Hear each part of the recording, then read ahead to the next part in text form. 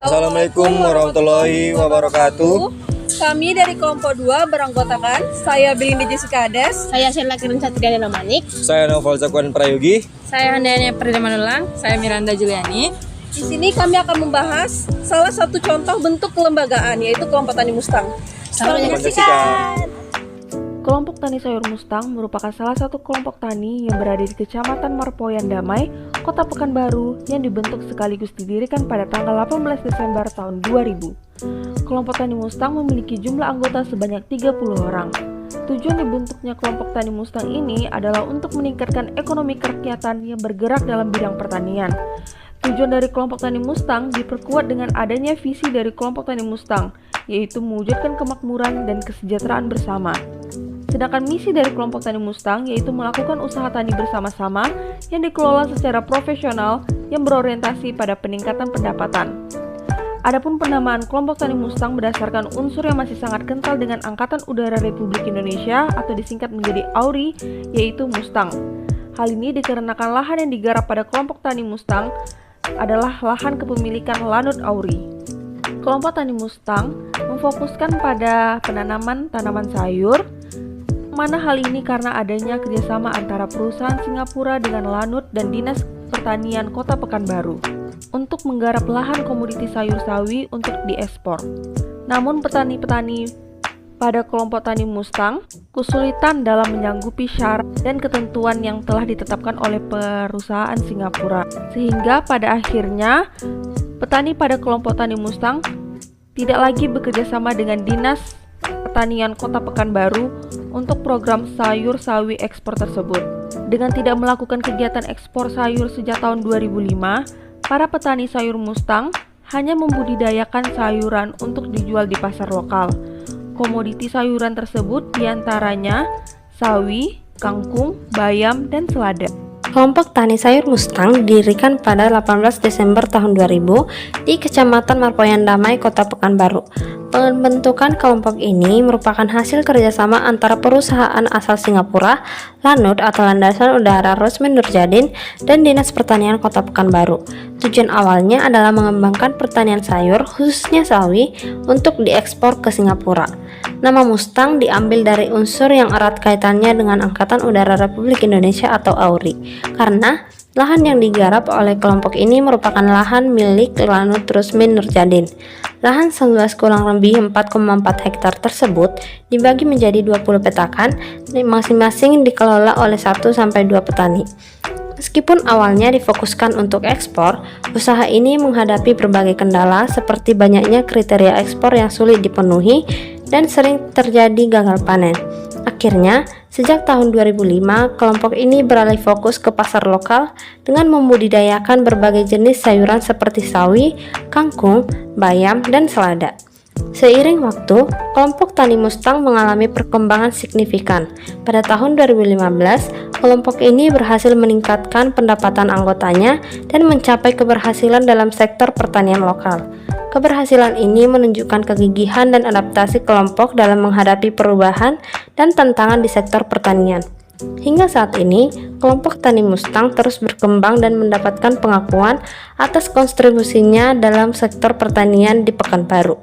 Pada tahun 2024, kelompok ini meraih penghargaan sebagai kelompok tani hortikultura terbaik yang menunjukkan dedikasi dan kerja keras para anggotanya dalam mengembangkan pertanian hortikultura di wilayah tersebut. Selanjutnya kita masuk kepada kegiatan yang dilakukan oleh kelompok tani sayur Mustang di Kota Pekanbaru.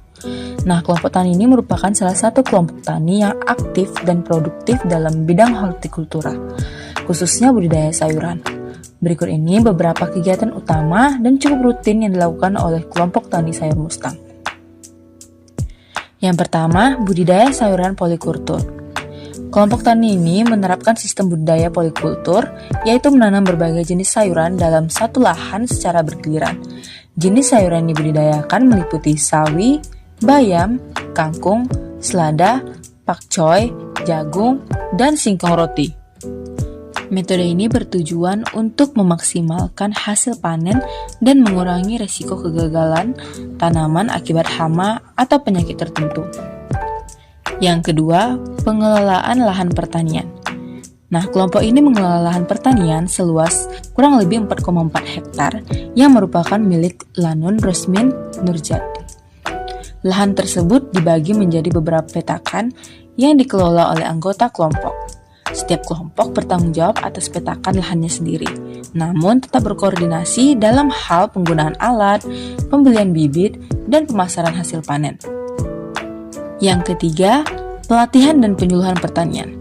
Nah, kelompok tani ini rutin mengikuti pelatihan budidaya pada tanaman, seperti pelatihan budidaya cabai yang diselenggarakan oleh Dinas Pertanian dan Perikanan Kota Pekanbaru, di mana pelatihan dilakukan di lokasi kelompok tani dengan menghadirkan penyuluh pertanian dari dinas terkait untuk memberikan materi dan praktik langsung kepada anggota kelompok. Selanjutnya, yang keempat, pemasaran hasil pertanian. Menjual hasil panen ke pasar-pasar lokal seperti Pasar Labu Baru dan Pasar Sigunggung di Kota Pekanbaru, di mana hasil panen dikumpulkan dan didistribusikan secara kolektif oleh kelompok untuk memastikan kualitas dan kuantitas yang konsisten kepada pembeli. Yang kelima, kegiatan sosial dan pemberdayaan anggota. Di sini, kegiatan mencakup menjalin solidaritas antar anggota, mengadakan pertemuan rutin, serta mendorong kemandirian ekonomi bagi setiap keluarga petani yang tergabung dalam kelompok. Terakhir, monitoring dan evaluasi berkala, di mana monitoring lapangan dan evaluasi terhadap kegiatan pertanian yang dilakukan oleh anggota kelompok. Selain itu juga, pihak Dinas Pertanian dan Perikanan Kota Pekanbaru bersama penyuluh pertanian melakukan kunjungan rutin ke lokasi kelompok tani untuk memberikan masukan dan saran perbaikan. Dinas Ketahanan Pangan Provinsi Riau menunjukkan komitmennya dalam memastikan mutu dan keamanan pangan bagi masyarakat.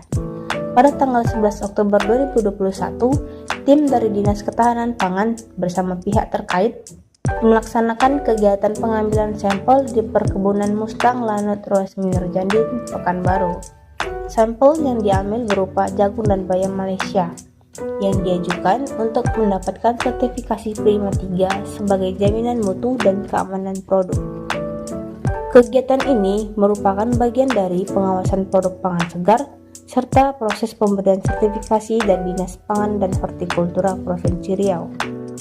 Auditor Otoritas Kompetensi Keamanan Pangan Daerah atau OKKPD Provinsi Riau, Insinyur Adnan, menegaskan bahwa sertifikasi Prima 3 diberikan setelah produk lolos pemeriksaan laboratorium, pengujian residu pestisida, dan pengawasan proses budidaya.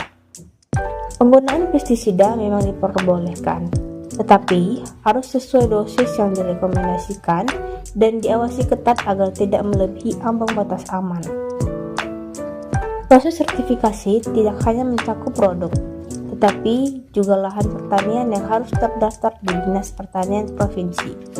Selain itu, petani dinilai dari cara pengolahan lahan hingga proses panen. Sertifikasi Prima 3 menjadi jaminan bagi konsumen bahwa produk yang dikonsumsi aman, bermutu, dan layak edar. Melalui upaya ini, pemerintah tidak hanya melindungi masyarakat, tetapi juga mendorong peningkatan daya saing dan nilai tambah produk pertanian lokal di pasar yang lebih luas. Sekian video dari kami, terima kasih telah menonton dan sampai jumpa.